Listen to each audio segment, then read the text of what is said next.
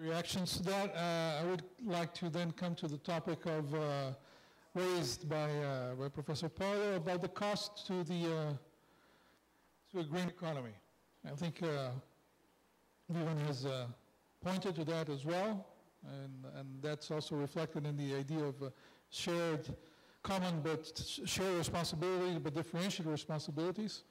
So would it be enough, as Professor Fong has suggested, that each of the big countries do their part in the transition for a green economy, looking for, cleaner sources of energy, and all the initiatives in technological innovation, and so on and so forth, instead of seeking from some kind of global arrangement within the framework of a conference like the Rio +20, would it be better to resort to the autonomous capacity of these emerging economies who have to grow, but are responsible enough to look for a greener or at least a cleaner model of development, instead of, once again, delegating this solution to some kind of global forum? Could we try to think differently in that sense?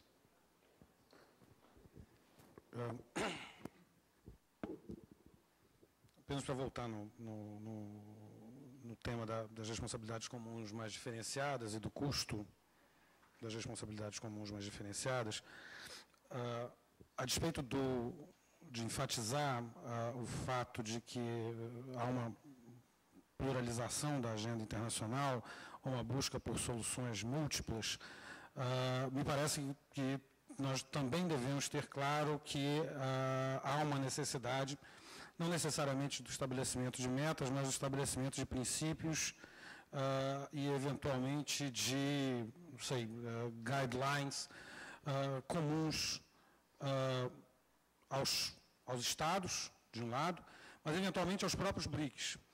Eu queria retomar um ponto que Sanucha levantou há pouco, que diz respeito à possibilidade de reprodução pelos BRICS do mesmo padrão de relacionamento norte-sul que nós assistimos ao longo do século.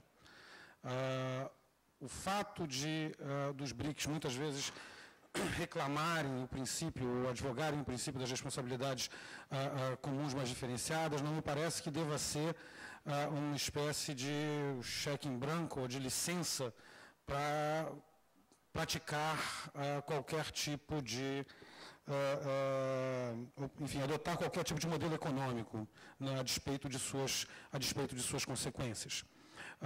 Eu acho que há que se ter claro as consequências disso, há que se ter um mínimo de padrões estabelecidos, há que se ter um mínimo de princípios estabelecidos, embora isso não necessariamente signifique o cumprimento de metas que são guardadas por instituições internacionais bastante capazes de enforce essas metas. Mas o meu ponto em particular é tomar cuidado para que as metas autodeclaradas, as metas que são estabelecidas para o próprio país, elas não signifiquem uma licença para que se pratique o que durante muitos anos os países do Norte praticaram com o Sul, e que eventualmente alguns dos países BRICS, e entre esses países BRICS eu incluo o próprio Brasil, estão praticando hoje, por exemplo, na África, onde os investimentos brasileiros são feitos sem qualquer preocupação com consequências ambientais, sem qualquer preocupação com consequências em termos de direitos humanos e assim sucessivamente. Então, nesse caso em particular, me parece que os BRICS se colocam, e aí eu acho que o ponto, não sei se é exatamente o ponto que a Sanucha levantou, mas me parece que os BRICS se colocam numa posição de alguma dificuldade. Como produzir compromissos, um mínimo de compromissos, que sejam capazes de apontar para uma nova ordem e que ao mesmo tempo, defendam esses países da possibilidade de uma, nova subordinação a uma economia, uma chamada economia verde, essa dominada pelos países do Norte, mais uma vez.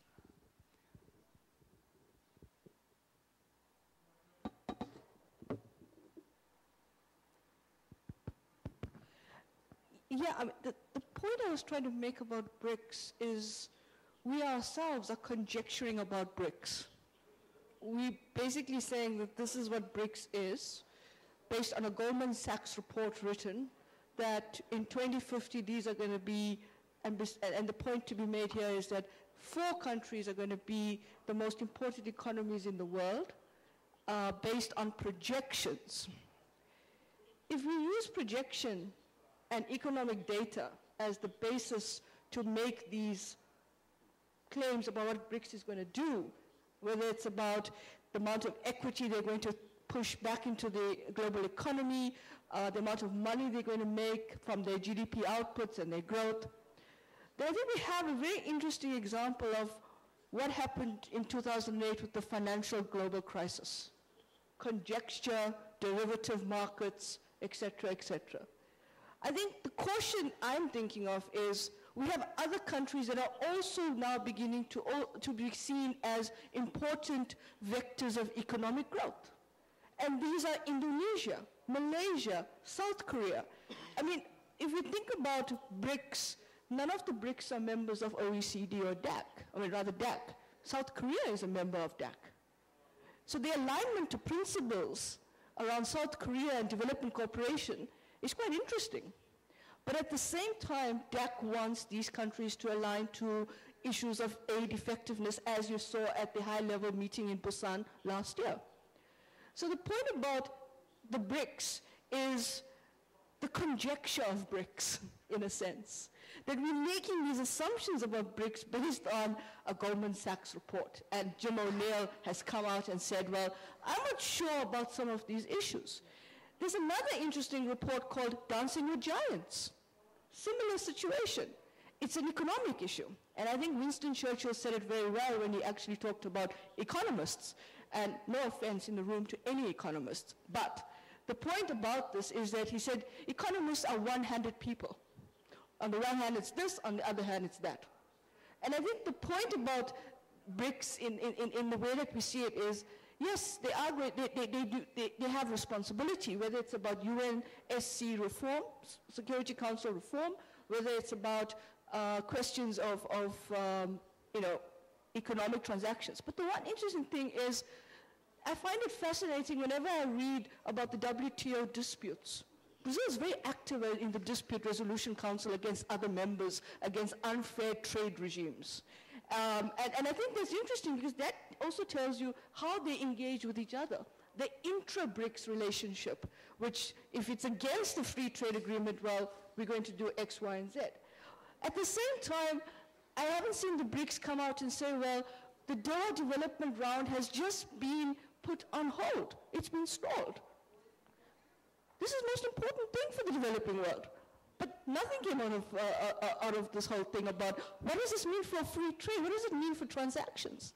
So I think we got to actually start being a little bit more pragmatic about what it is that we want these BRICS to do. A green economy is a capital-intensive economy. That's the first point, which means that you've got to have a lot of money to actually invest in a green economy. The second thing about a green economy is that it's also one that requires severe investment in education about what it is that you want people to do. So your favelas around here, you want them to do something, but you have to educate them about it. Similarly in South Africa, similarly in other places. What I do find interesting about the debate on the green economy is actually looking at how people have indigenous knowledge systems, which can be very important in how people have been doing practices in the past, and to transfer that in that context. And I think that's important because you do have indigenous communities in every of the countries who have practiced sustainable development since year dot. And suddenly now we're telling them you need a green economy. They know what sustainable development is. That is why they survived for so many years. They know how to survive in the environment. But there's the whole question of when you start having desertification, climate change, when a nomadic community in Africa moves from one area to the other, comes back and says, oops, there's no rainy season. How do we grow crops? So again, there are a number of ways in which you have to think about the integration of these issues. Who are we trying to convert to the green economy? And who is it that we need to educate about the green economy? And how expensive is this green economy? So Nusha, I agree with the three questions that you ended with, but I don't agree with the rest of what you said. So starting with the fact about projections, about projecting that, based on economic models, you're projecting that Brazil, Russia, India, China are going to, be superpowers or dominate the global economy, which they, anyway already are in some sense. But when you're talking about climate change, at the same time, you're also talking about projections based on growth assumptions. If you go to any model for global warming about how do you come to these 2 degrees and 3 degrees and 1.4 degrees of warming, you come to all these numbers through assumptions on growth of emerging and developing countries primarily, because there's been a great moderation over the last 20 to 30 years in the growth rates of the developed world. So you can argue about projections and about the impacts that they have on policy making, but until you come up with a better way of doing things, you are sort of, you're not adding to the solution in some sense. Now about the BRICS and indigenous knowledge, it's very interesting that you've raised this point because the BRICS have been talking about indigenous knowledge pretty seriously. And both in the Track 2 forum this year and in the final declaration, you will find mention of indigenous knowledge and the need to share practices with each other. And perhaps these synergies are more prominent than some of the other geopolitical synergies that are very hard to sort of visualize, especially with regard to the Doha round or with regard to climate negotiations. But they should not discount the fact that you already are talking about things like indigenous knowledge using the BRICS platform. Another interesting thing that the BRICS does for geopolitics is that you actually start in many ways to understand what each one of the BRICS countries really want to say to the world, but they are unable to do on their own. So for instance, in the case of India would never come out and talk about Arab-Israel relationship, for instance, and talk about the need to curb plurilateral initiatives, whereas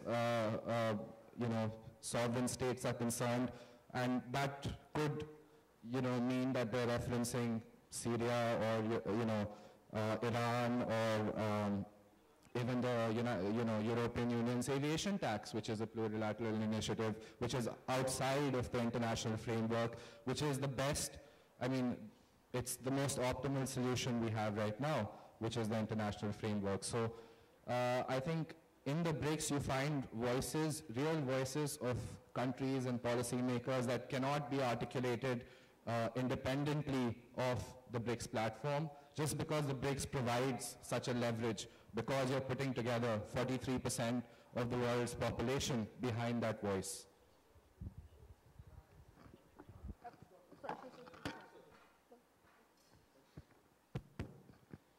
Okay, in terms of our experience, how to ensure the sustainable development or how to develop green economy, we think about it from different perspectives.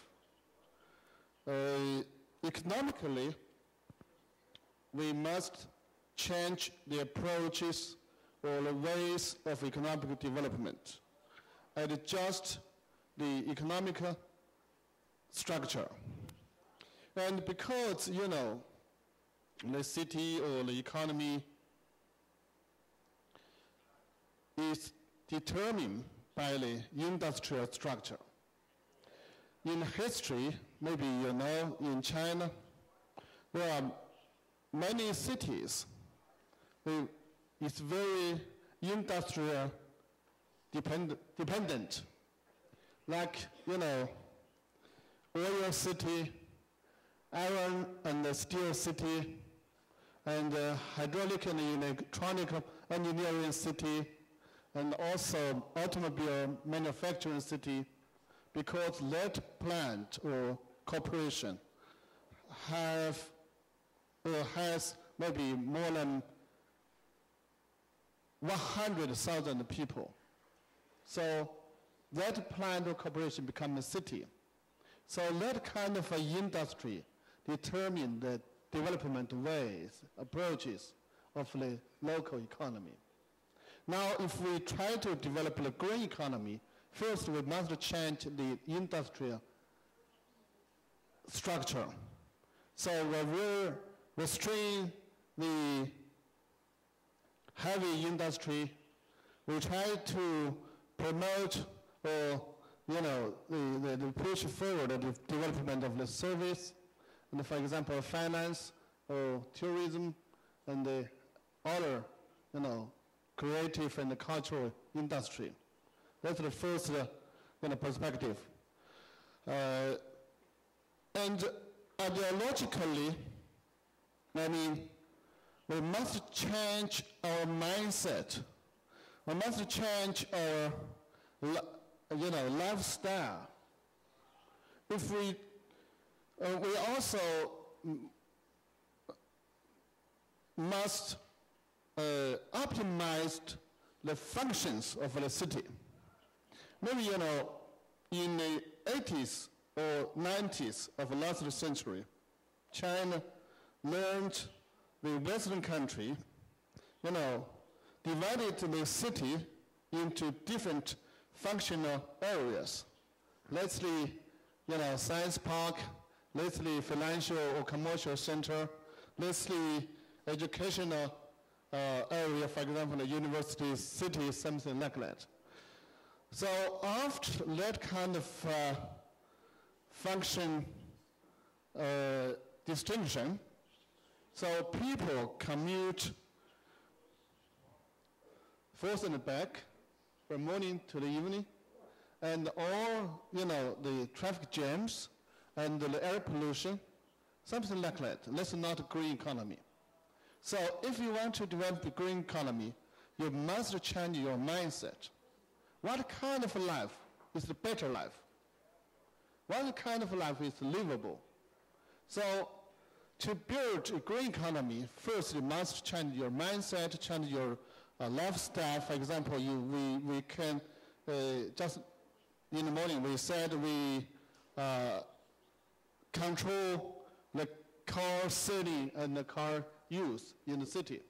We try to build more the public transportation system, for example, underground trains and the other public transportation. And we must optimize the city's functions. We mixed the working place with the living place. Make the city alive. Usually, in China, in some area, for example, technological area, science park, at night, it's empty city. We would say like a ghost city. No man stay there at night, just empty. So maybe you can a lot of night, the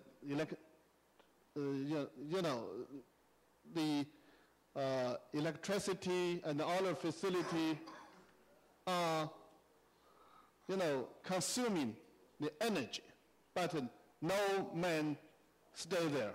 So that's not a green economy. That's the second principle or second perspective. And the third perspective, I think we must stipulate some rules or regulations. If we want to develop a green economy, first we must have some legal regulation or law to encourage the approaches of sustainable development and restrain the energy consuming, the natural resource consuming industry or any projects. I think the last principle we can say that technologically we must put the new technology into use to build some we say some facilities, some infrastructures for the greener life. So I think that's our own experience. If the BRICS country, maybe you are facing different kind of problems, but to my mind, actually the BRICS country have something in common, have some problem, some challenges we are facing too. So we can exchange our own experience, we can share our experience. I think let's link how to develop the relationship of the BRIC countries. So the green economy is a goal for the future development, but I think it's not only a problem of economy.